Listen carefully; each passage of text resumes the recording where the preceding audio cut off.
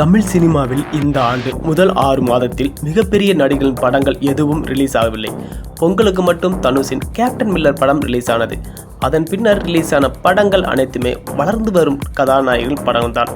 இதனால் தியேட்டர்களில் கூட்டம் கொஞ்சம் ஓகேவா தான் இருந்தது. இரண்டாம் பாதியில் மிகப்பெரிய கதாநாயகர்கள் படங்கள் அடுத்தடுத்து ரிலீஸ் ஆகின்றது. இதில் கமல்ஹாசனின் இந்தியன் 2 படம் மிகப்பெரிய எதிர்பார்ப்பை ஏற்படுத்தியிருந்தாலும் படம் ஒர்க் அவுட் ஆகவில்லை. இதனால் படம் படு தோல்வியை சந்தித்தது என விமர்சகர்கள் பலர் கூறியுள்ளனர். இந்த நிலையில் அடுத்து வெளியாக உள்ள மிகப்பெரிய ஸ்டாரின் படம் என்றால் அது தனுஷின் 50வது படமான ராயன் படம்தான்.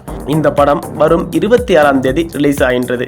இந்த படத்தின் மீதான எதிர்பார்ப்பும் அதிகமாகவே உள்ளது.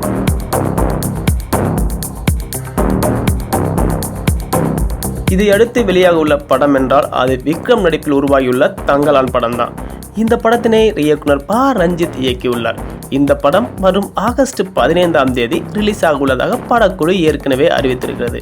இந்த நிலையில்தான் படத்தின் ட்ரெய்லரும் முதல் பாடலும் ரிலீஸ் செய்யப்பட்டிருக்கிறது. இதற்கு ரசிகர் மத்தியில் நல்ல வரவேற்பு கிடைத்திருக்கிறது.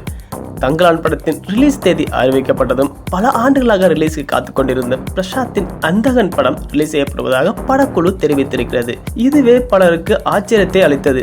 ஏனென்றால் விக்ரம் மற்றும் பிரசாத் நெருங்கிய உறவினர்கள் என்பதால் இருவரது படங்களும் ஒரே நேரத்தில் ரிலீஸ் செய்யப்படுவது என்பது பலரையும் ஆச்சரியத்தில் ஆழ்த்தியுள்ளது. இந்த நிலையில்தான் தற்போது ஆகஸ்ட் 15ஆம் தேதி டி மாண்டி காலனி படத்தின் 2ஆம் பாகம் ரிலீஸ் ஆக உள்ளதாக படக்குழு தெரிவித்துள்ளது. அருள்நிதி நடிப்பில் உருவாகியுள்ள இந்த படத்தினை ரெட் ஜெயண்ட் நிறுவனம் தான் ரிலீஸ் செய்கிறது.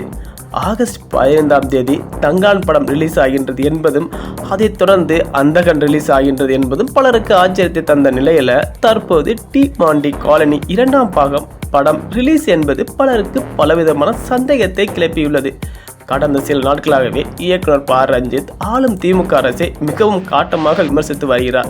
இதனால் ப. ரஞ்சித்துக்கு நெருக்கடி கொடுக்கவே தங்கலான் படத்திற்கு எதிராக டி மாண்டி காலனி 2 பாடத்தினை அமைச்சர் உதயநிதியின் ரெட் ஜெயண்ட் நிறுவனம் ரிலீஸ் செய்வதாக பேச்சுகள் பலமாக அடிபடுகின்றது. இதே போல ஏற்கனவே விஜயின் அரசியல் வருகை குறித்து தெரிந்து கொண்டுதான் வாரிசு படத்திற்கு எதிராக துணிவு படத்தினை ரிலீஸ் செய்ததாகவும், குறிப்பாக தமிழ்நாட்டில் வாரிசு படத்திற்கு ஒதுக்கப்பட்ட தியேட்டர்களின் எண்ணிக்கையை விட துணிவு படத்திற்கு ஒதுக்கப்பட்ட திரையரங்கள் அதிகம் என சினிமா வட்டத்தில் சொல்லப்படுகிறது. இதே நிலைதான் தங்கலான் படத்திற்கு ஏற்பட அதிக வாய்ப்பு இருப்பதாகவும் பேச்சுகள் தற்போது சினிமா வட்டத்தில் பேசப்பட்டு வருகிறது.